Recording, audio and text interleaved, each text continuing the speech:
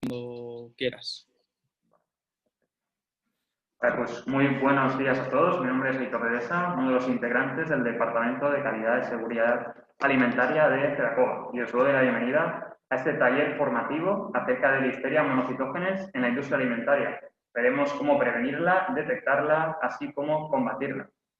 Hemos organizado este taller junto con la empresa Clinity, empresa especializada en higiene industrial.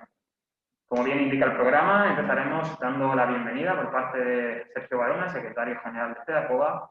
Seguidamente dará la bienvenida también Miriam Burdeos, directora general de Clinity.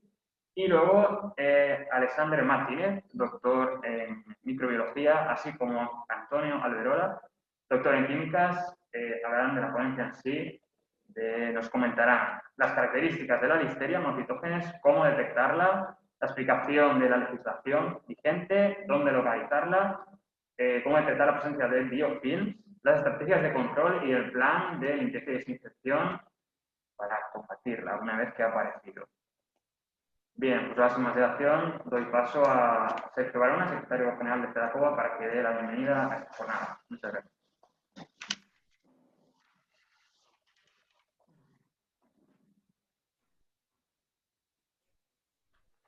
Bueno, buenos días a todos. Gracias, Aitor. Buenos amigos, bienvenidos a este webinar sobre la listeria monocitógenes, un tema de gran importancia para las empresas. ¿Qué pasa? Un tema de gran importancia, como estaba diciendo, para las empresas agroalimentarias, como comprobaremos a lo largo de esta jornada. Jornada formativa encuadrada en el convenio que mantenemos con la Consejería de Sanidad Universal y Salud Pública, a través de la Dirección General de Salud Pública y Adicciones. Porque formar a las pymes de la alimentación de la Comunidad Valenciana en todo lo referente a calidad y seguridad alimentaria, como es el caso de hoy. Cómo no, agradecer a Clinity por su predisposición y colaboración en esta jornada taller. Muchas gracias, Mariam. A los ponentes, Antonio y Alexandre. A la propia Consellería y sobre todo a todos vosotros por vuestra asistencia. Como disponemos de poco tiempo y la temática es muy interesante, le cedo la palabra a Mariam Burdeos, directora general de la empresa Clinity, y confío en que aprovechéis este webinar para solventar todas vuestras dudas. Hasta luego. Mariam, cuando quieras. Hola, buenos días a todos. Bueno, muchas gracias, Sergio. En primer lugar, quería agradecer a todos vuestra asistencia hoy aquí y confiar en que podamos aportar un granito de arena dentro del conocimiento de los patógenos en la industria alimentaria. Por supuesto, lo primero, agradecer a la Federación Empresarial de Agroalimentación de la Comunidad Valenciana, en particular a ti, Sergio, que hayas querido contar con nosotros para la organización de este webinar. Bueno, en Clinity estamos muy felices de poder estar hoy aquí, ya que nuestro objetivo es poner en valor la importancia que se merece la seguridad alimentaria en las industrias alimentarias. Ya que últimamente estamos con el tema estrella del coronavirus, no por ello es menos importante el cierto tipo de patógenos que solemos encontrarnos en la industria alimentaria, y es el que queríamos abordar hoy, como es la Listeria monocitógenes. Este tipo de acciones para nosotros son muy importantes, ya que las industrias alimentarias cada vez sois más exigentes, y digo sois porque sois todos los que estáis escuchando, y en esta ocasión que nos vamos a centrar en la Listeria monocitógenes, lo que queremos es que sobre todo que nos transmitáis vuestro conocimiento y vuestras inquietudes, y que podamos aunar todos los conocimientos entre todos y podamos crecer juntos. Creo que entre CEDACOA y Clinity hay mucha similitud. Creo que el propósito de CEDACOA es la formación y la innovación, cosa que en Clinity llevamos dentro de nuestros valores, y por eso bueno, hemos considerado que era un partner muy interesante. Nada, no os quito mucho más tiempo. La jornada de hoy es una oportunidad para que podamos compartir y nada, estoy a vuestra disposición. Cualquier duda, espero que al final de la jornada puedan haber preguntas y que pueda ser muy interesante el coloquio. Muchas gracias y espero que sirva de mucha ayuda. Muchas gracias,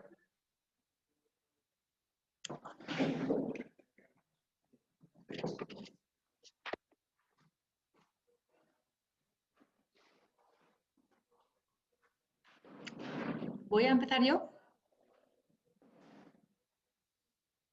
Vale. Voy a empezar explicando quién es Clinity, ¿vale? La parte más corporativa de la presentación, y luego ya dejo a los doctores que den su explicación y la gran disertación que tienen preparada. Bueno, Clinity nos dedicamos somos formuladores de productos químicos de limpieza y desinfección, llevamos más de 10 años en la industria alimentaria. Nosotros tenemos 3 objetivos muy grabados a fuego, que son la seguridad alimentaria, la calidad, tanto de nuestros productos como nuestros servicios, a lo que llamamos soluciones de higiene, y la mejora continua. Somos unos inconformistas y estamos siempre pensando en cómo poder mejorar tanto nuestros procesos como los de nuestros clientes. Y gracias, lo conseguimos mediante un sistema de comunicación continua, auditorías y un contacto muy cercano, digamos, con nuestros partners, que al final, bueno, son nuestros clientes, son nuestros compañeros de viaje, y lo que queremos es seguir creciendo con ellos, ¿vale? La innovación, la eficiencia y el compromiso. Esos son nuestros 3 valores de la empresa. ¿Cómo lo hacemos? Bueno, la seguridad alimentaria es lo que nos reúne, bueno, es nuestra razón de existir. Nosotros, prácticamente el 80% de nuestros clientes son industrias alimentarias y de bebidas, y como os comentaba, ya me he adelantado un poco a esta presentación, es cómo lo hacemos con diseño de protocolos de limpieza y desinfección específico y con expertos que son, bueno, 2 de ellos los tenéis hoy presentes, equipo de profesionales que están en contacto con los clientes, que son los que hacen el seguimiento de cada cuenta. Nosotros llevamos un método 360 grados, que lo que hacemos es que primero hacemos un análisis y una planificación de lo que podemos aportar a cada industria alimentaria, pues probablemente una zona, un reto específico, algo que es difícil de eliminar o algo que la industria quiera solucionar. Hacemos lo que es una implantación y un método de seguimiento. No solemos cambiar muchas variables a la vez para tenerlo todo controlado. Somos capaces también de dar el servicio de limpieza. Recientemente, hace más de un año, incorporamos a nuestro equipo una empresa de servicio de limpieza, así que también podemos dar el servicio, la acción de limpiar, lo que es el método lo diseñamos y también lo podemos ejecutar. También tenemos 3 plantas de gestión de residuos, 2 en Buñol y 1 en Chiva, y podemos retirar residuos tanto peligrosos como no peligrosos, como RAEs, que son residuos de aparatos electrónicos. Y todo ello lo hacemos con un sistema de mejora continua, donde tenemos esa comunicación que os comentaba mediante esas auditorías para poder evaluar lo que hemos aportado y poder analizar y planificar una mejora dentro del cliente. Esto, digamos, que es lo que sustenta todo el servicio que damos, aparte del producto químico, de la solución para limpieza y desinfección. Y ya dejo paso a los técnicos para que os pueda explicar mejor el tema de hoy, que es la listeria monocitógena.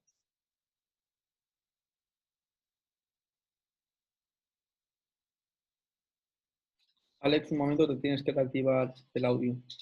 En ello, ¿ahora me veis? Sí. Alto y claro. Perfecto, es que no me deja conectar. Muy bien, pues a ver si ahora puedo pasar la presentación. De acuerdo. Pues nada, buenos días a todos. Bueno, la presentación, como veis aquí, la hemos dividido en varias partes. La primera parte la explicaré yo. Es un poquito más de características de qué es la listeria, qué incidencia tiene, qué enfermedad produce, ¿no? Qué es la listeriosis, y un poquito cómo se detecta. Luego, a la siguiente parte, Antonio hablará un poquito más del marco legal vigente actualmente y de cómo podemos controlar la listeria que llega a la instalación. ¿Vale? Bueno, listeria monocitógenes, como supongo algunos sabréis, es un bacilo gram positivo, perdonad. Pertenece al género Listeria. Esto que veis aquí pone Listeria spp, igual muchos los veis en los ensayos clínicos análisis de microbiología que mandan los laboratorios, muchas veces indica Listeria spp, ¿no? Y a veces nos encontramos, ¿qué significa esto de Listeria spp? Listeria spp es al final todo el grupo de Listeria. Dentro de este grupo de Listeria encontramos diferentes especies, ¿vale? Como puede ser, como veis ahí, inocua, gravi, hasta la monocitógenes. De este grupo de Listeria spp veréis que hay 2 que son virulentas, como podéis ver en la presentación, que es la monocitógenes y la Ivanovi, pero la Ivanovi solamente es patógena en rumiantes. Por lo tanto, la que realmente nos afecta a las personas y a la industria alimentaria, en este caso es Listeria monocitógenes, ¿vale? ¿Qué características tiene esta bacteria? Pues bueno, una de sus características principales es que es criotolerante. ¿Qué significa esto? Pues que, como podéis ver en el gráfico, así como muchas bacterias utilizan, o sea, muchas bacterias, muchos sistemas de conservación que utilizamos para preservar los alimentos de contaminaciones bacterianas, como puede ser en este caso la congelación, en el caso de la Listeria monocitógenes no es todo efectiva. ¿Por qué? Es porque esta bacteria tiene la capacidad de sobrevivir a temperaturas de refrigeración, como veis ahí 4 grados, pero pasados ciertos días tiene hasta la capacidad de poder crecer y multiplicarse, ¿vale? Por lo tanto, es esto, la refrigeración no es efectiva para su control. Como veremos después, en muchos casos que ha habido, cuando se han causado grandes problemas con la listeria, viene asociado muchas veces a temas de congelados, helados, verduras congeladas, y esto es una gran problemática que tiene esta bacteria. Por el resto de los mecanismos que tiene, no es una bacteria que tolere grandes temperaturas, es fácil de eliminar a alta temperatura, a pH, pero hay que tener en cuenta esta característica, ¿no? Que la listeria sobrevive muy bien a temperatura de refrigeración, listeria monocitógenes. Tiene una capacidad que después Antonio os comentará, que por su capacidad de formar y adaptarse a formar biofilms es muy persistente en las plantas de procesado. Es decir, una vez llega y se instala, tiene la capacidad de persistir bastante tiempo. No es que sea una bacteria que forme per sí biofilms, sino muchas veces se acompaña de otras bacterias, ¿vale?, que están en la instalación, que en principio no son problemáticas, no causan ningún problema de virulencia, ni son bacterias que puedan causar problemas organolépticos en el producto, pero sí que tiene esa capacidad de formar biofilms y la Listeria monocitógenes le gusta mucho ir a estos sitios, se queda ahí, se preserva, y para los métodos que utilizamos para eliminar las bacterias cuesta mucho más poder eliminarlas. Luego Antonio explica un poquito más biofilms a aquellos que no los conozcan. Unido con lo de que la bacteria, como esto que estoy contando, que cuando una vez está en la planta forma biofilms, el gran problema es el tema de que está ubicua en el medio ambiente. ¿Qué significa esto? Que se encuentra ampliamente distribuida en suelos, agua, y por lo tanto casi todos los alimentos frescos que entran a una planta van a estar contaminados con listeria, ¿vale? Entonces, este es el gran problema, que si no controlamos los flujos de paso, no controlamos los procesos de inactivación, al final en nuestro producto va a haber listeria, porque nos guste o no, viene con la materia prima, ¿vale? En los brotes conocidos a nivel mundial se ha visto que están implicados pues, desde productos cárnicos, vamos a decir, listos para consumo, como salchichas, patés, pescados ahumados, hay productos lácteos, sobre todo lo importante la leche cruda, helados y verduras y frutas congeladas. Como veis, al final es un amplio grupo de alimentos que al final, como os digo, si no hacemos bien las cosas, pues al final va a ocasionar un problema, ¿vale? Como veis aquí, pues un pequeño detalle que, por ejemplo, en el tema de las leches no pasteurizadas, las leches que están hechas con productos lácteos crudos, pues hay de entre 50 y 160 veces más probabilidad de tener listeria que si no pasteurizamos la leche. Y aquí pues un ejemplo que podéis ver, que en el caso de la leche cruda, en el caso de los quesos, pues ya el CDC lanzó alguna premisa para poder que la gente tuviera cuidado con el consumo de listeria, porque en el caso de las mujeres embarazadas, como vemos después, pueden causar graves problemas. Aquí, como en esta tabla que veis a la izquierda, están reportadas las incidencias más graves que han ocurrido, en este caso en Estados Unidos, que es una población mayor, de listeria, ¿vale? Son los casos que veis ahí, total de ingresados, son ingresados muy graves, ¿vale? No son el total de la población que afecta a la listeria, sino son los muy graves y los muertos que ha ocasionado. Como veis ahí, desde verduras congeladas, helados, quesos, al final es todo aquellos productos que sean frescos, ¿vale? Suelen ser productos que después de salir de la fábrica no van a ser tratados térmicamente, directamente son ready to eat, que se llama, o listos para consumir. ¿Y esto qué puede ocasionar? Pues bueno, aquí veis en Estados Unidos que a causa de uno de los brotes, automáticamente lo que es el centro del CDC prohibió o recomendó que las personas no compraran productos de esta compañía, Bluebell, directamente, con lo cual esta compañía se vio seriamente dañada, su imagen, y ya no solamente seriamente dañada, la multa que les implicó creo que fue de 20 millones de dólares. Aquí tenemos en España el caso más reciente, que fue el año pasado, el anterior, de la carne mechada, de la empresa Magrudis, pues lo mismo. se hizo una manipulación y al final esto cuando llega afuera, pues la imagen de la empresa se ve seriamente dañada, ya no solamente una imagen pública que la gente deja de consumir o productos de esa empresa, sino también tienen una serie de, en este caso, pues se les multó, creo que a Magrudi todavía están en juicios, pero bueno, que en el caso de Bluebell pues fueron 25 millones de dólares. La siguiente pregunta es, ¿qué incidencia tiene Listeria, ¿no? en los casos reportados en alimentos? Pues bueno, aquí tenéis un gráfico del año pasado que sacó el Centro Europeo, en el cual hace un reporte todos los años de las infecciones causadas por bacterias o virus en alimentos. El mayoritario, como veis ahí, es el Campylobacter, es una bacteria que cada vez está reportando más, que afecta a los pollos, ¿vale? Y hasta hace poco no había una reglamentación, pero dado la gran incidencia que está habiendo, pues está ahí una reglamentación que cada vez se va a endurecer más, ¿vale? Pero si veis ahí, la Listeria pues ocupa en este caso el 5º puesto, seguido cerca de la STEC, las Escherichia coli entropatogénicas, y bueno, está ahí en el top 5 de las bacterias que más infecciones causan, por encima incluso de los virus como puede ser el virus o hepatitis. ¿Qué enfermedad causa la Listeria monocitógenes? Pues la enfermedad que causa es la listeriosis, ¿vale? Es la enfermedad que produce la Listeria monocitógenes. Generalmente suele ser asintomática, no suele causar ningún problema, pero a veces puede causar una sintomatología gastrointestinal ya no leve, sino importante. Sobre todo hay 2 grupos de riesgo que luego veremos, que son la gente, bueno, 3 grupos: inmunodeprimidos, personas de edad avanzada y embarazadas, ¿vale? Que pueden llegar incluso a la muerte, como hemos visto en algunos casos. Y en el caso de las embarazadas, el aborto. Las embarazadas, bueno, lo que suele pasar con las embarazadas no es que la mujer pueda morir, no, el daño principal es al feto, porque la Listeria tiene capacidad de traspasar la placenta y directamente causar abortos o directamente embarazos prematuros, con esos daños que puede ocasionar. Bueno, es muy importante cuando hablamos de una enfermedad, qué cantidad o qué dosis infectiva, le llamamos, es necesaria para poder tener una enfermedad, una listeriosis. O sea, qué cantidad de Listerias monocitógenes me tengo que comer, por así decirlo, para que yo pueda tener la enfermedad. Porque al final nosotros tenemos un sistema gastrointestinal que ya nos protege cuando sufrimos alguna infección por alguna bacteria. Porque muchas veces el día a día nos podemos comer muchas cosas, pero gracias a los ácidos de nuestro estómago, es una de las barreras que tenemos, evita que podamos tener una enfermedad. En este caso se ha estimado que bueno, hay una media más o menos que para encima de 2.000 unidades farmacocolonia por gramo son necesarias para que haya esta infección. Esto no significa que sea una regla, hay veces que hay cepas que son más patogénicas que otras y este número se puede ver reducido.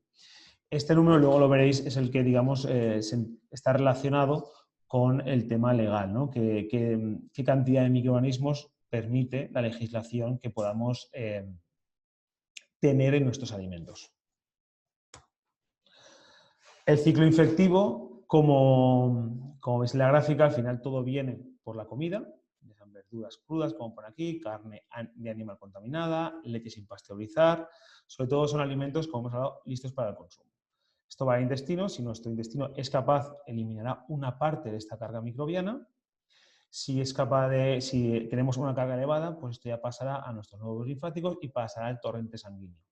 Principalmente, como hemos visto anteriormente, bueno, en la presentación anterior, afectará al sistema nervioso central porque podemos tener problemas de meningoencefalopatía o, sobre todo, problemas en el feto, ¿vale? Porque, como os he comentado, la Listeria tiene la capacidad de trasvasar la placenta y dañar al feto. ¿Qué incidencia tiene la listeriosis en Europa? Pues bueno, como veis, en el 2017 la EFSA reportó 2.480 casos, de los cuales hubieron 227 muertes, ¿vale? En 16 estados. Hay algunos estados, como por ejemplo en el norte, que reportan mayor incidencia.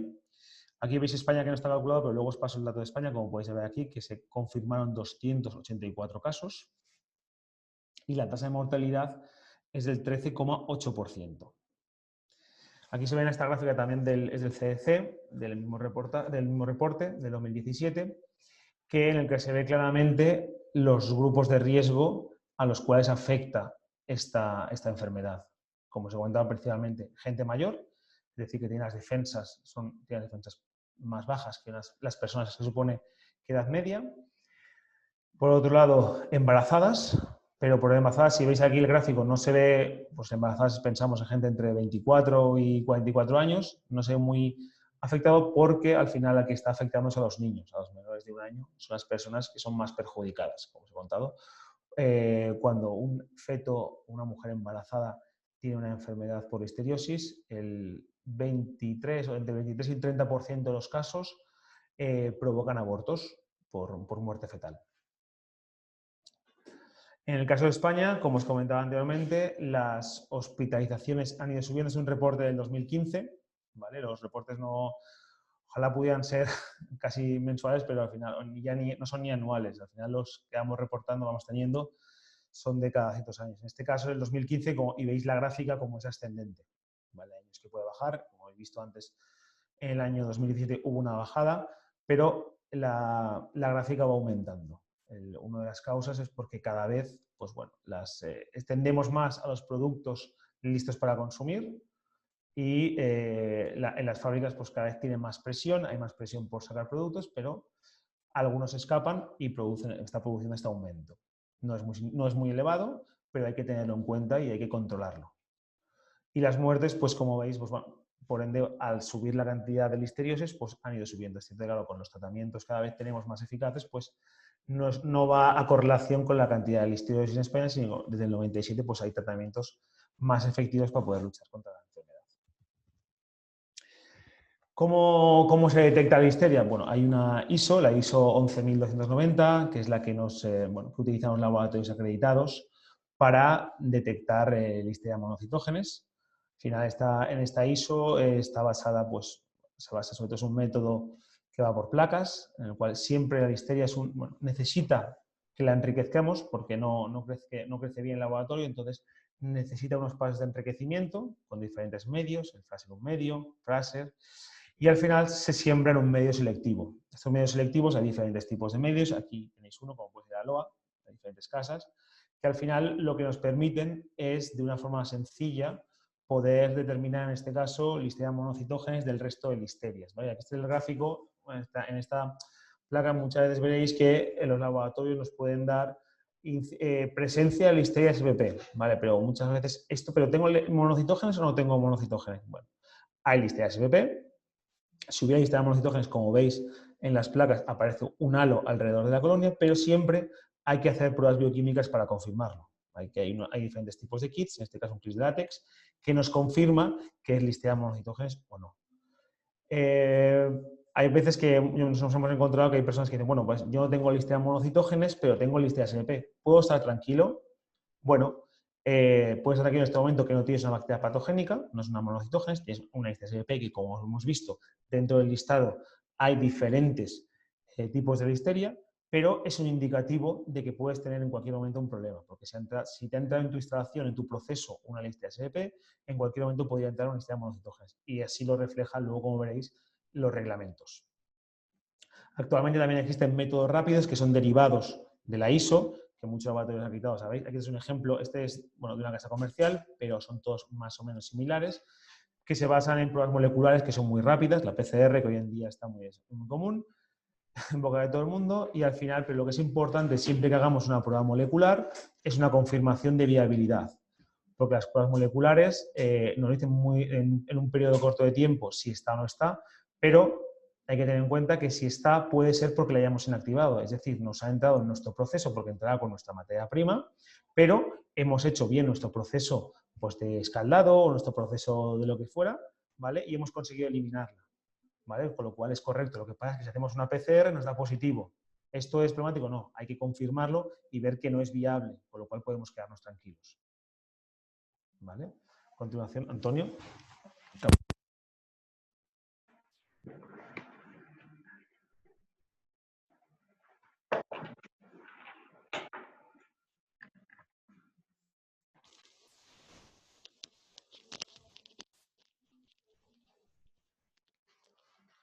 Bueno, pues muchas gracias a todos por estar aquí con nosotros hoy. Voy a continuar yo con la presentación donde la ha dejado Alex, y lo que vamos a hacer ahora es ver cuáles son esos límites legales, qué es lo que me dice la legislación. Es muy difícil llegar al límite cero, ¿no? Llegar a que no haya nada. Por eso la legislación me marca distintos límites dependiendo de cuál sea la categoría de mi alimento. Siempre enfocado a alimentos listos al uso, y el que esté enfocado a alimentos listos al uso tiene que ver con el proceso que va a seguir ese alimento a posteriori. Si vamos a tener un tratamiento térmico, si vamos a tener algún método que inactive al alimento, pues se elimina parte de ese riesgo, ¿no? Entonces, por ejemplo, los alimentos que están destinados a lactantes o usos médicos tienen una normativa muy exigente. Como vemos en el plan de muestreo, nos pide que se muestren 10 muestras y que haya 0 positivos, y el límite lo marca que haya ausencia en 25 gramos de producto. Esta ausencia debe ser en productos que se analizan durante su vida útil cuando se comercializan. Hay ciertas circunstancias en las que no se exige realizar pruebas regulares, y son pues los que reciben tratamiento térmico eficaz cuando la recontaminación no sea posible. ¿Esto qué quiere decir? Pues yo estoy haciendo el tratamiento térmico en una lata, una vez ya tengo el pescado en una lata, o una vez ya tengo el salmón en un sobre, o una vez no hay manera de que se pueda recontaminar. En ese caso, como estoy aplicando un tratamiento que me garantiza la inactivación de la listeria, pues no es preciso que haga esas pruebas.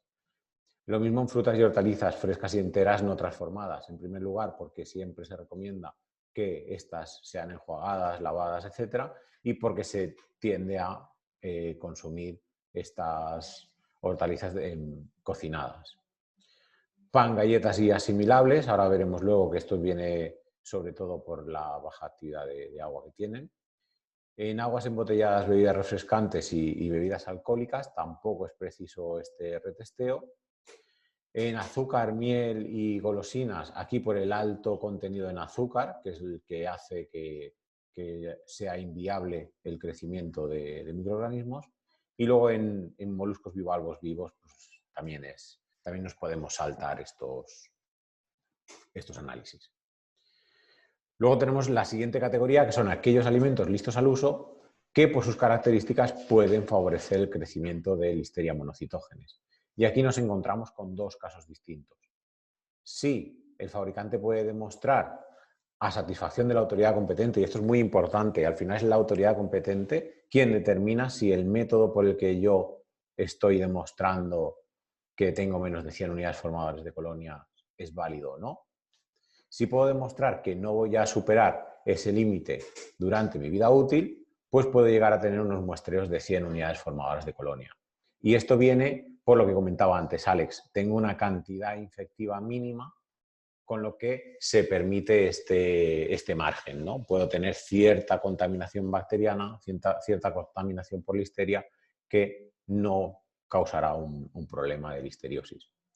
Cuando no puedo cumplir el criterio anterior, cuando a satisfacción de la autoridad no puedo demostrar que no voy a superar esas 100 unidades formadoras de colonia durante la vida útil del producto, pues lo que tengo que demostrar es ausencia en 25 gramos. Y tengo que demostrar ausencia justo antes de que abandone mis instalaciones el producto. Y aquí es un poco lo que comentaba antes Alex. Listeria es una bacteria ubicua. Podría haber una recontaminación posterior. Yo lo que tengo que demostrar es que sale ok de mis instalaciones. Esto es muy importante también para todos aquellos que sean exportadores, porque, por ejemplo, Estados Unidos tiene una regla de listeria 0, entonces no se va a permitir ningún tipo de contaminación, ningún conteo para poder introducir mercancías en Estados Unidos. Y por último tenemos aquellos alimentos en los que el crecimiento de la listeria pues, se ve muy impedido.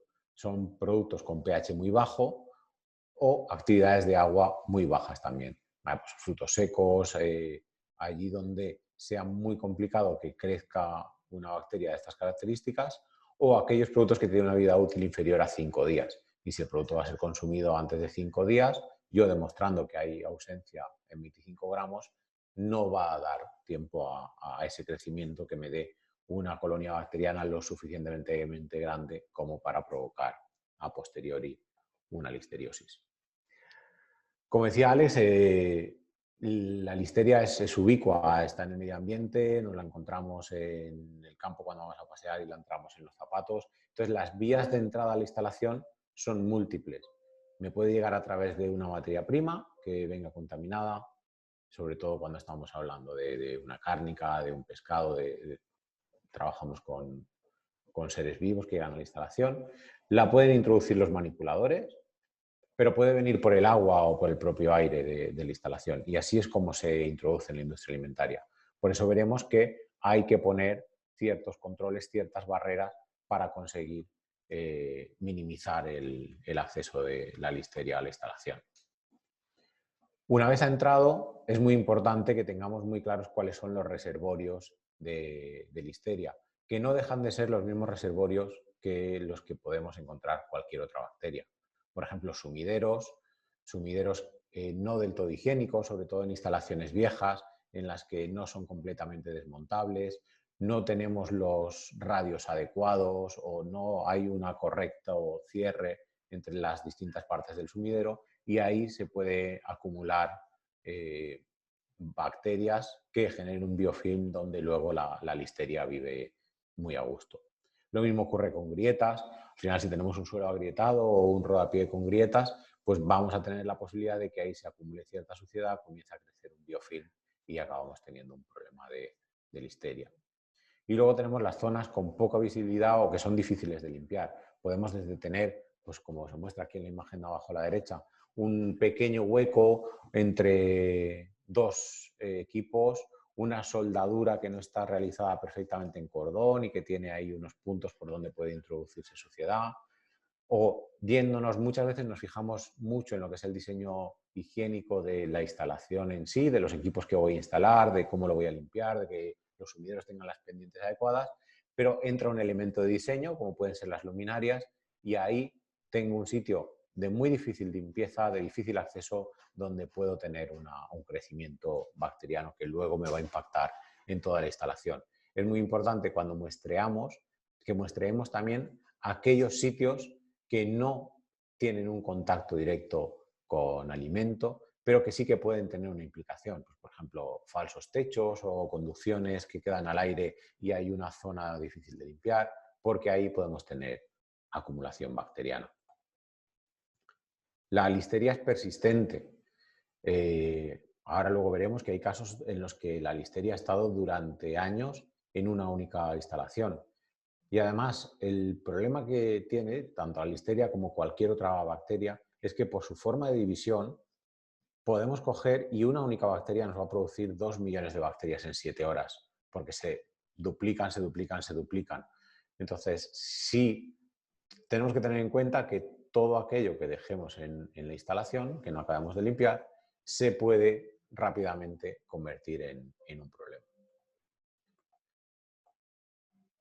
Hablábamos antes de que la listeria es persistente y que puede persistir durante años. Hay documentados casos en queserías, por ejemplo, en los que la misma cepa de listeria se ha encontrado durante 7 años.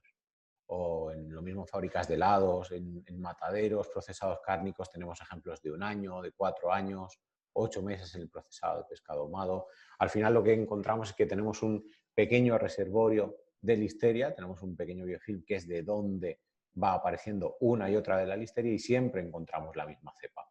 No es una recontaminación, no es que venga hoy de una materia prima y mañana me la ha entrado un trabajador, sino que tenemos esa pequeña cantidad de listeria en la instalación, probablemente dentro de un biofilm.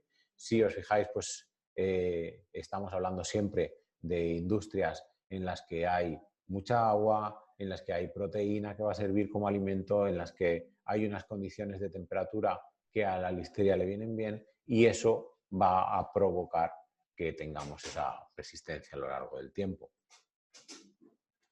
No hay diferencia, porque durante un tiempo se pensó, bueno, hay diferentes fenotipos, hay diferentes genotipos. Tenemos la listeria persistente y luego tenemos otras cepas de listeria distintas que son más fáciles de matar. No es así, y tampoco hay una especial resistencia a los desinfectantes en estas listerias resistentes, o persistentes que se deban a mutaciones genéticas. Lo que ocurre simplemente es que tenemos una higiene que en algún punto es deficiente y está permitiendo que haya una colonia bacteriana ahí instalada. Y luego, pues como veíamos antes, factores ambientales, temperatura, humedad, presencia de nutrientes. Es muy complicado que haya actividad bacteriana en una fábrica de frutos secos que se dedica a manejar nueces, por ejemplo, porque la propia baja actividad de agua lo va a impedir. O en una fábrica que se dedique al envasado de miel, pues es complicado simplemente por la cantidad de azúcar del producto.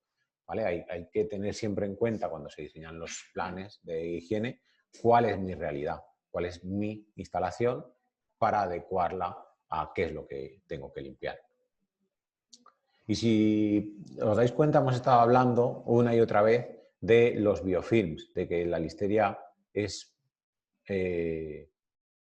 una hospedadora de biofilms. Por sí misma no acaba de crecer en biofilms, pero sí que puede hospedarse y puede utilizar biofilms de otras especies para crecer y reproducirse. Y me gustaría aprovechar para enseñar una foto que muchas veces no se ve y nos olvidamos. ¿Vale? Los organismos sésiles, vemos aquí los que forman parte de biofilm, y los sésiles son opuestos a los planctónicos, los que están en forma libre, vemos que forman más del 95-96% de los organismos, de los microorganismos que podemos encontrar en una instalación. Normalmente cuando muestreamos, los que muestreamos son los planctónicos, no los sésiles. Además, vemos que de esa pequeña proporción que estamos nosotros analizando, más del 95% otra vez no son cultivables, no crecen en medios de laboratorio o crecen muy difícilmente, como comentaba antes Alex. Yo cuando muestreo listeria tengo que enriquecer el medio 2-3 veces para conseguir un crecimiento bacteriano apropiado, mientras que la instalación está creciendo. Entonces, tenemos que tener siempre en cuenta que el muestreo típico me puede estar infraestimando en mucho la población bacteriana real de mi instalación. ¿Vale? Se marcan unos límites, no porque esos límites sean seguros, que sí lo son, sino porque es un indicativo de qué es lo que puede haber detrás. Si sobrepaso esos límites, cómo puede estar realmente mi instalación. Y los biofilms, porque algunos tenemos la idea de un biofilm puede tardar años en crecer. No, esto es una placa al microscopio y vemos que en una semana, en un día tenemos formación de biofilm, pero es que en una semana tenemos la placa prácticamente cubierta por ese biofilm.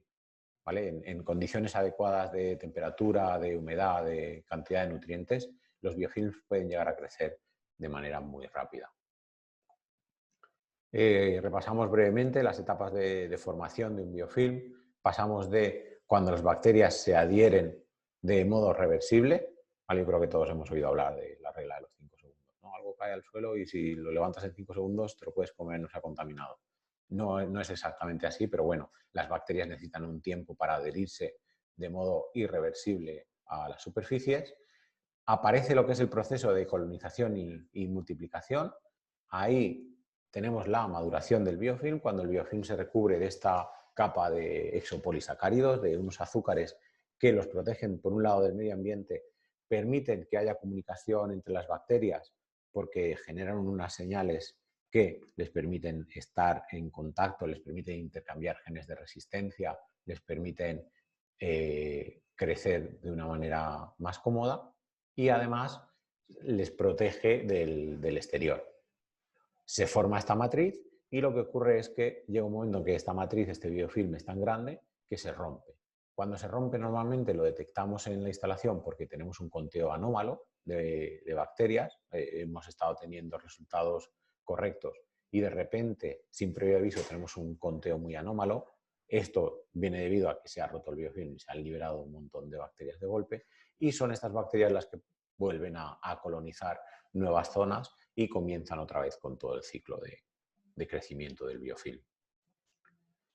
Hablábamos de que el biofilm incrementa la resistencia a los desinfectantes.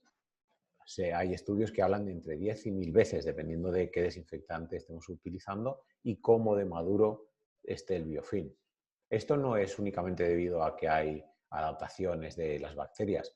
Si vemos en esta imagen, los puntos amarillos serían nuestro desinfectante vemos que el biofilm está impidiendo la penetración del desinfectante, con lo que tenemos dos efectos. Por un lado, no vamos a tener el efecto deseado, el desinfectante no va a llegar a encontrarse con las bacterias y, por ejemplo, un desinfectante tipo oxidante, como puede ser un clorado, no va a llegar a la membrana exterior de la bacteria para oxidarla y, por tanto, matar la bacteria. Pero además estamos haciendo una exposición continuada a dosis subletales de biocidas y esto sí que puede generar la aparición de resistencias, ¿vale? Al final, todos sois conscientes de que los biocidas hay que utilizarlos a una concentración o una dosis determinada. Esto viene porque si sometemos a las bacterias a dosis subletales, les estamos educando, les estamos enseñando con qué es con lo que las vamos a matar, pero sin llegarles a dar la dosis. Y pueden llegar a generar resistencias, puedes tener bacterias súper resistentes a ese biocida en concreto. Por eso es muy importante que se adecue la dosis a la bacteria que estamos intentando eliminar.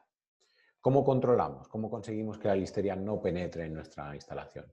Bueno, lo primero es reforzar las barreras para que no haya acceso de la listeria que pueda introducir el personal, ¿vale? Pues con este tipo de tornos en el que es obligatorio el lavado de suelas, el lavado de manos, la separación eficiente entre zonas sucias y zonas limpias, el que no haya cortocircuitos entre estas zonas, porque es frecuente que durante la producción están establecidos estos caminos, pero después en una operación de limpieza se hace un paso atrás o se reutiliza un utensilio que se ha utilizado en una zona sucia y se lleva a una zona limpia. Tenemos que tener muy claro cómo de separadas están mis zonas sucias, mis zonas limpias, para que no haya recontaminación dentro de la propia instalación. Luego, por supuesto, el diseño higiénico es clave. Como veíamos antes, no solo el diseño higiénico de los elementos, sino de toda la instalación. ¿Y qué es lo que buscamos? Pues por un lado que mis equipos sean muy fáciles de limpiar, que sean totalmente desmontables a ser posible, que sean de una rugosidad lo más pequeña posible, y esto es muy fácil de entender. Si yo tengo una superficie perfectamente pulida, tengo menos recovecos, tengo menos posibilidades de que las bacterias se adhieran a esa superficie. Cualquier rugosidad, cualquier imperfección, por ejemplo, una cinta plástica deteriorada, al final no deja de tener un montón de canales, un montón de arañazos donde puede crecer el biofilm. Deberíamos evitar también uniones desmontables que sean metal-metal o soldaduras sin cordón, grietas, ¿vale? Como vemos en la primera imagen, pues ahí tengo una pequeña grieta, una unión metal-metal por la que puede entrar suciedad que luego no pueda eliminar. Los equipos deberían de ser fáciles de desmontar, a ser posible sin herramientas, porque las herramientas pueden ser otra fuente de contaminación. Deberíamos utilizar, si veis la foto de más a la derecha, tenemos una pata que es redonda, perfecta, en cordón, no tiene, pero luego está agujereada. En el momento que está agujereada no vamos a poder impedir que entre suciedad, que entre agua a su interior y que en ese interior, que va a ser muy difícil de limpiar, pueda comenzar a crecer un biofilm. Cuando hablábamos de que tenemos que tener la instalación al completo bien pensada a la hora de diseñarla, por ejemplo, tenemos una instalación perfectamente diseñada, pero luego tenemos en la foto del medio un aire acondicionado cuya condensación puede caer directamente sobre mis líneas de procesado, ¿vale? Pues son todos esos pequeños detalles los que tenemos que tener en cuenta. Es ciertamente más complicado cuando la instalación ya está en marcha, pero sí que se pueden aprovechar pequeños cambios, pequeñas reformas para ir eliminando estos posibles reservorios de bacterias. Por supuesto, el proceso de limpieza y desinfección es clave a la hora de eliminar cualquier microorganismo y, por supuesto, la listeria. Y aquí sí que debemos de ser conscientes de que hay ciertos pasos que no nos debemos saltar. Siempre se recomienda que el primer paso sea una limpieza en seco, una retirada de restos groseros, y esto tiene un sentido. Si yo esta primera limpieza, esta primera retirada de restos groseros, no la hago en seco, la hago con un chorro de agua, lo que voy a estar es pulverizando toda aquella suciedad que quiero quitar al resto de mi instalación, con lo que puedo recontaminar zonas que previamente había limpiado. Por lo tanto, la retirada de restos groseros siempre en seco. Después vendría un enjuague, una limpieza con producto químico acompañado en caso de que sea necesario de un fregado mecánico, de una acción mecánica, un aclarado posterior. Aquí se debería hacer una inspección y comprobar que no quedan restos. Y es muy importante hacer esto antes de desinfectar, porque si no, cuando procedo a aplicar el desinfectante, no voy a aplicar el desinfectante sobre la superficie, sino sobre la suciedad que quede encima de esa superficie. Y eso va a impedir que yo desinfecte correctamente la instalación. Como veíamos antes, si tengo un caso repetitivo es muy probable que tenga un biofilm. Pues un tratamiento eficaz y efectivo antibiofilm no estaría de más para cortar esos casos repetitivos. Buscar siempre una rotación de desinfectantes o al menos una rotación alcalino-ácido para conseguir eliminar resistencias. Como hablábamos antes, usar las dosis recomendadas para evitar exposición a dosis subletales. No queremos estar a punto de matar las bacterias, queremos matarlas y esto solo se hace con la dosis y tiempos de uso recomendados.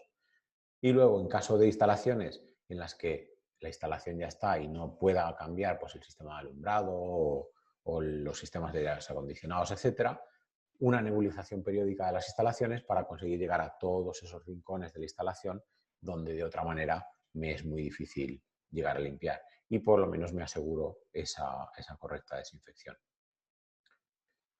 Tendríamos luego las estrategias de control. La listeria al final se controla como cualquier otro microorganismo. Vamos a tener que emplear muestreos microbiológicos.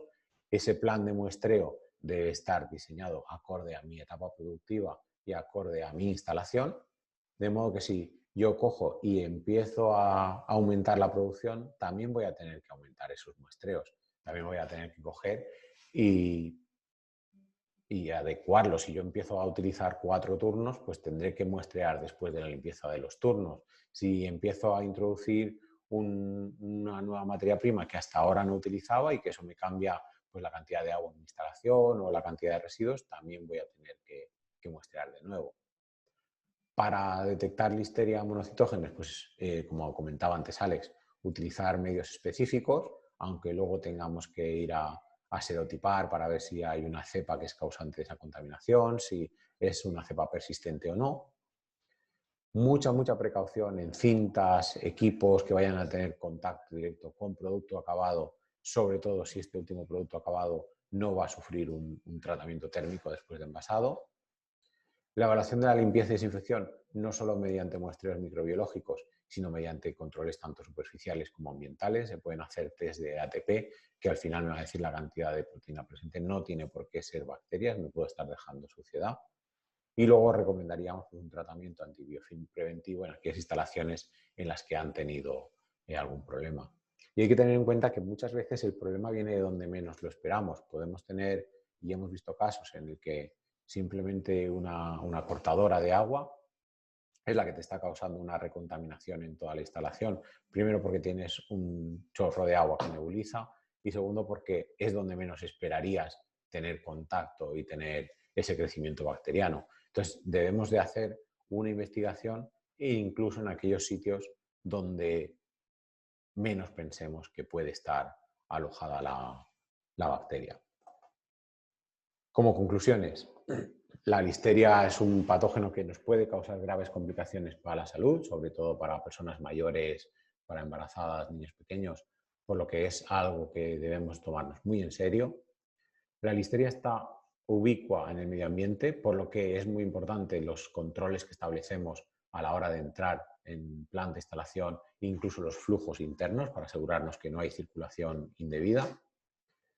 Debemos prestar especial atención a todo aquello que sea listo para comer, listo al uso y que no va a requerir un proceso térmico, porque como comentaba Alex al principio, la listeria es muy fácil de inactivar mediante un tratamiento o un proceso térmico, pero por ejemplo hay procesos térmicos que no se dan en helados y normalmente pensamos, bueno, ha estado congelado, esto ha eliminado las bacterias, pues en el caso de la listeria no es así. La listeria puede llegar a crecer en esos ambientes. Las medidas de higiene son fundamentales y esto no es distinto a cualquier otro microorganismo. Al final tenemos que tener protocolos que se sigan al pie de la letra. Y por último, deberíamos asegurarnos que no existen biofilms en la instalación, ya que estos biofilms pueden dar lugar a ser un reservorio para listeria, para que ésta pueda persistir y para que tengamos recontaminaciones una y otra vez. Y creo que esto es todo. Muchísimas gracias por su atención y quedamos a su disposición, tanto Alex como yo, para contestar todas aquellas preguntas que puedan surgir.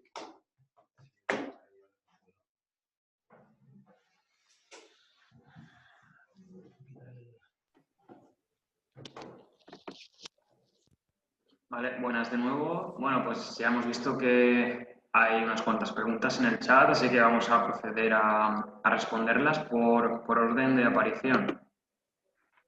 Vamos con la primera de ellas. Bien, uno de los asistentes nos cuenta que el reglamento 229 del 2009 es el que regula los límites de la listeria monocitógenes en todos los alimentos. Pregunta si en todos los alimentos es este reglamento el que lo regula. También pregunta si lo regula el reglamento 1441 del 2017. Vale, ¿queréis contesto yo? No podemos ver el chat nosotros aquí. Vale. Perdón, sí, en teoría, sí, le das al chat. Sí, sí, Vale. Tienes varios... Vale, ya lo veo ya. Vale, respecto a la pregunta del reglamento, en el 7 de febrero de 2019, ¿vale? La Comisión Europea hizo este nuevo reglamento del 2019/229 que modificaba el anterior reglamento que se está comentando aquí, pero en lo que se refiere, ¿vale? Tal cual es relativo a criterios microbiológicos aplicables a productos como son semillas germinadas y zumos de frutas y hortalizas no pasteurizadas. Esto es para su consumo. El resto de alimentos siguen todavía vigentes por el anterior reglamento, ¿vale? Se ha hecho este reglamento específico para este tipo de productos, dado la alta incidencia que estaban teniendo. Vale, pues seguimos con otra pregunta. Nos dice, cuando hablamos de ausencia, ¿significa que si se hace un recuento no puede ser menos de 0,5? Lo dice porque si hay un recuento, esta es la forma estándar, dice de dar el resultado. Si se hace una investigación es cuando se da ausencia. Si nos podemos aclarar qué método es el mejor en cada caso. Vale, en este caso, siempre que se hace, hablamos de investigación en laboratorios de micro, cuando hacemos un enriquecimiento de la muestra, ¿vale? Porque si hablamos de esta investigación, ¿vale? Porque se investiga a ver si está o no la bacteria presente, ¿vale? Entonces, en este caso siempre hablamos de esta ausencia-presencia. Por eso creo que hay una pregunta después que hablamos de si puede haber recuentos. En el caso de la listeria, conforme está aplicada la ISO, siempre hablamos de esta presencia o ausencia, porque no podemos contar, no podemos saber cuántas bacterias iniciales había en el alimento, dado que la hemos enriquecido. Es decir, si habían 5 o 6, nosotros las hemos enriquecido a una alta concentración, con lo cual al final lo que podemos decir es si se ha detectado o no. ¿Vale? No se puede dar un recuento como tal de listeria. Vale, otra pregunta. En ausencia, o sea, ¿es ausencia en 25 gramos o no detectado en 25 gramos? Vale, aquí siempre clásicamente lo que siempre se ha hablado de ausencia o no detectado, siempre se ha hablado de ausencia es cuando, bueno, en una placa podemos contar, ¿no?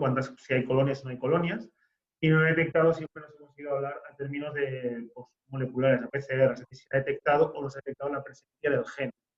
Vale, viene por aquí. Lo que pasa es que normalmente lo que pasa es que sí que es cierto que el nuevo reglamento que estábamos comentando, el 2019/2019, la Comisión Europea sí que ha sustituido los términos ausencia por los términos no detectados. ¿Vale? Pero al final es un tema semántico. Es lo mismo, lo único que siempre hablamos de ausencia es hablado clásicamente a lo que contamos o no contamos bacterias en una placa, y no detectado es, pues no detectamos en este caso un gen, por lo que es la PCR. Pero bueno, como digo, ahora mismo el reglamento ha cambiado el léxico, pero... Vale. Nos pregunta una empresa si tenéis conocimiento del empleo de unos sensores ópticos para detectar la listeria monocitógenes.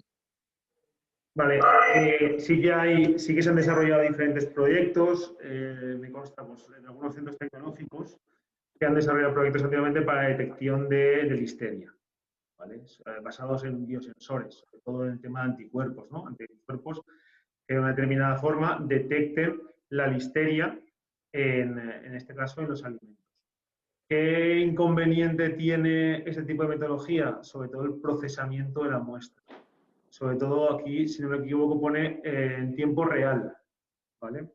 En tiempo real es lo que la industria lleva mucho tiempo buscando, para las empresas que se dedican a este desarrollo, es poder detectar, conforme va pasando un alimento, si contiene o no contiene una determinada bacteria. A día de hoy la tecnología todavía no ha conseguido llegar a esto. Hay proyectos distintos intentando poder sacarlo, pero hay proyectos, como te comento, sí que hay sensores, pero todo esto requiere que la muestra sea procesada. Procesamos la muestra y después pasa por un sensor que te dice si hay o no hay. Pero a tiempo real actualmente no, yo no lo conozco. Vale. Otro asistente nos pregunta que si la resistencia bacteriana también sean desinfectantes, no solo en antibióticos. Sí, al final la resistencia antibiótica, o sea, la resistencia que tienen las bacterias a los antibióticos es por un producto químico. Es un producto químico que al final lo que hace es que en este caso hay antibióticos que lo que hacen es que evitan que pues, la bacteria haga una determinada ruta que es necesaria para su supervivencia. En este caso, los productos químicos hacen lo mismo. Los productos químicos lo que hacen, que utilizamos en industria, para limpieza, desinfección, también pues cada uno de ellos lo que hace es inhibir alguna característica, o rompe la membrana, o rompe la pared, o rompe algo de la bacteria, con lo cual también puede suceder. Y por eso, como ha comentado Antonio, es muy importante el tema de alternar los desinfectantes, para que se creen esta resistencia. Vamos a tener un proceso químico que la bacteria va a ser capaz de mostrar una resistencia y esa bacteria se va a multiplicar más simplemente porque vas a estar eliminando del medio otras bacterias que no son resistentes. Y el mecanismo, como decía Alex, es muy similar al de un antibiótico. Que una bacteria a la que ese proceso bioquímico no le afecta y consigue ser resistente.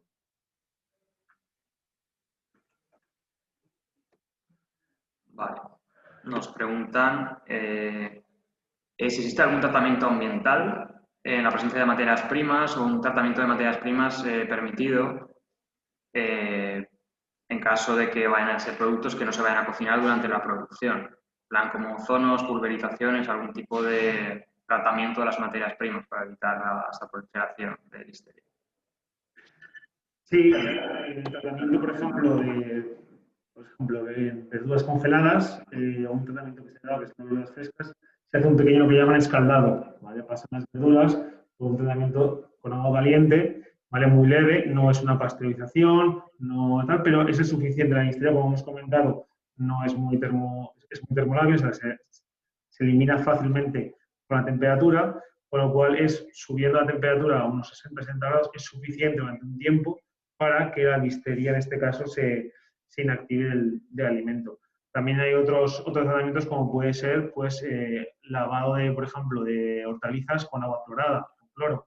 También pues, eliminas, en este caso, la presencia de la listeria u otros microorganismos que no pueda estar. Después, el uso de ozono tiene un inconveniente. El ozono es bueno para lo que es la higienización de las aguas de lavado, pero el ozono hay que tener en cuenta que es un superoxidante y nos podemos encontrar que algunos tipos de, en este caso, vegetales, pues amarillen, o sea, se pierda la clorofila, se oxide y por lo tanto se queda amarilla. También puede pasar si hace un tratamiento con alta concentración de cloro, porque al final puede ser, bueno, podemos matar a la bacteria, pero al final organolépticamente nuestro producto puede sufrir un daño. Ahí sí que hay diferentes tratamientos y en función del sector, pues tendrá que adaptarse y tendrá que hacer unas pruebas para que ya no solamente eliminemos en este caso las bacterias, sino también que no produzcamos un daño organoléptico a nuestro producto. Ya nos podemos ir a lo mejor a procesos más físicos, como puede ser una radiación, como puede ser someterlo a grandes presiones o a ultravacíos, que no van a dañar, como decía Ale, las condiciones organolépticas de esa materia prima, pero que sí que van a conseguir eliminar las bacterias presentes. Vale, pues vamos a volver atrás, que se me había pasado una preguntilla. ¿Cómo se detectaría un biofilm en las industrias? A ver, detectar biofilms, hoy en día existen en el mercado productos que son específicos, pues se venden como específicos para la detección de biofilms. No obstante, estos productos muchas veces generan falsos positivos, porque estos químicos reaccionan con la materia orgánica. Al final, el biofilm está formado por todo un conglomerado de materia orgánica que forman las bacterias para protegerse del exterior, que sean productos químicos o sea el ambiente, temperatura, falta de oxígeno y demás. Es como una estructura de crean ellos para sobrevivir. Entonces, este tipo de kits lo que hacen es, bueno, funcionan sí, lo que pasa es que hay que tener cuidado porque generan muchos falsos positivos, porque en contacto con materia orgánica, si hay algún trozo de suciedad o algún trozo de materia que se haya podido quedar, va a dar positivo. Hoy en día cuando pasa este tipo de cosas, lo más efectivo al final es hacer un mapeo microbiológico de la instalación. Tenemos un problema, pues mapeamos toda la instalación tomando diferentes muestras en diferentes puntos y analizamos y vemos si hay presencia o no, en este caso, de listeria o la bacteria que toque. Además, tenemos que tener en cuenta que el biofilm, por lo general, pues crece eso, en recovecos, en codos de la instalación, en lugares que son muy difícilmente accesibles y, por lo tanto, va a ser complicado hacer esa detección visual de lo que es el biofilm. Vale. Nos preguntan también cómo se realizaría un tratamiento antibiofilm preventivo. Bueno, pues aquí te puedes ir tanto a tratamientos enzimáticos como a tratamientos químicos que han demostrado eficacia a la hora de eliminar biofilm, que son normalmente algo más potentes que el ciclo de limpieza habitual, bien por la cantidad de producto que se utiliza, bien por el producto específico que se utiliza, y que te van a permitir asegurar con ese pase extra la eliminación de cualquier resto de biofilm que pueda quedar en la instalación. ¿Vale? Sobre todo esto se utiliza mucho en sistemas ZIP, donde sí que puede quedar una pequeña contaminación pues en un codo, en una junta entre tuberías, en una llave que un tratamiento normal pues no acaba de sacar, y este reforzado consigue eliminar el biofilm. Vale. También nos preguntan si la nebulización es efectiva contra la Listeria monocytogenes. Bueno, la nebulización al final no es más que un método de aplicar un desinfectante. Es efectiva siempre que la listeria esté al descubierto, digamos. Si está dentro de un biofilm tendríamos el mismo problema que comentábamos antes. Ese biofilm le va a estar protegiendo de la acción del desinfectante. Al final tenemos que ver la nebulización como un proceso en el que lo que hacemos es eliminar bacterias o hongos de aquellos lugares a los que normalmente no llego con la limpieza. Bien, pues porque tengo un techo de 16 metros y habitualmente no me subo, bien porque tengo conducciones, tengo recovecos a los que no llego, tengo falsos techos que no desmonto, pero que sí que puedo llegar con esa nebulización. Lo que se trata es de llegar a aquellos puntos a los que con una limpieza habitual no llego. Si la bacteria está expuesta, será eliminada, porque al final se utilizan los desinfectantes similares a los que utilizo a diario en cuanto a composición, en cuanto a activo, pero si tengo un biofilm, pues tendré el mismo problema que si lo tengo en una mesa de corte.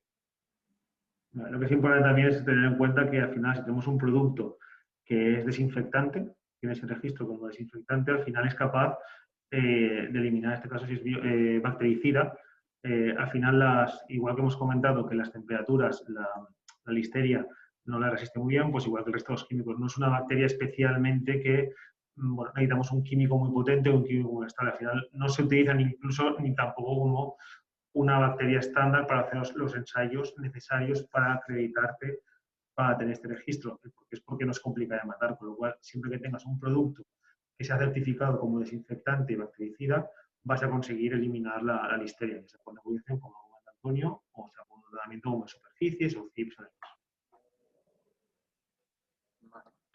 Vale, tenemos otra preguntilla. La planta de una empresa considera que el personal de último paso de producción no se debería mezclar con los operarios de otros procesos de anteriormente. Se recomienda que el personal únicamente para esta zona, o sea, se recomienda que haya personal únicamente de esa zona y que no se mezcle con los otros los operarios. Sí, aquí como comentaba Antonio, al final es muy importante los flujos, ¿no? Para controlar la listeria de una planta no solamente se aplica el químico correcto, en el sitio correcto, el tiempo adecuado, sino hay también otros factores como pueden ser el diseño higiénico de la instalación o en este caso los flujos. Como hemos comentado, en la listeria va a entrar con la materia prima. Si pensamos en una planta que sea lineal, si entra por ejemplo, una verdura que tenga listeria, tiene un proceso, en este caso, como puede ser un escaldado, después del escaldado ya pensamos que este producto no tiene que tener listeria, ¿vale? ¿Este producto puede tener listeria después del escaldado? Sí. ¿Por qué? Pues, por ejemplo, imaginaos que el escaldado no funciona bien, por lo que sea. Que no está bien programado, no está bien calculado y no ha funcionado bien. O, otra cosa que puede ser es una recontaminación, ¿vale? Porque se recontamine porque aguas arriba, es decir, desde el escaldado hasta el envasado, hay un biofilm, hay alguna presencia de algún biofilm que lo está contaminando, pero ¿cómo llega al final ese biofilm? Pues puede llegar en muchos casos, pero al final uno de los principales es que operarios o personas que estaban trabajando aguas abajo, es decir, desde que entró la materia prima hasta que hacíamos ese tratamiento, han podido recontaminar este producto, ¿vale? Con lo cual sí que es muy importante establecer unos flujos de personal, unos flujos también de material, ¿vale? Que las personas que están trabajando en unas zonas no toquen, por ejemplo, los guantes sean distintos, pues los cambien, sobre todo que sean distintos, que con colores o demás, para que no hayan estas recontaminaciones.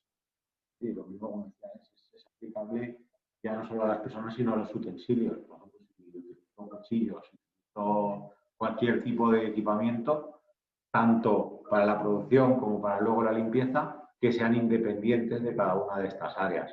Un poco como haríamos con una gestión de alérgenos, en la que no se me ocurre utilizar los utensilios que utilizo en las zonas limpias, en las zonas sucias. Pues aquí es lo mismo, tenemos que diseñar un flujo de la instalación en el que la materia viaje de las zonas sucias a las zonas limpias y no haya posibilidad de recontaminación porque hay un cruzamiento. Vale, bien, pues de momento no tenemos ninguna preguntita más. Vamos a esperar un minuto, pues si hay alguien que quiere realizarla y si no, pues daremos por concluido este taller.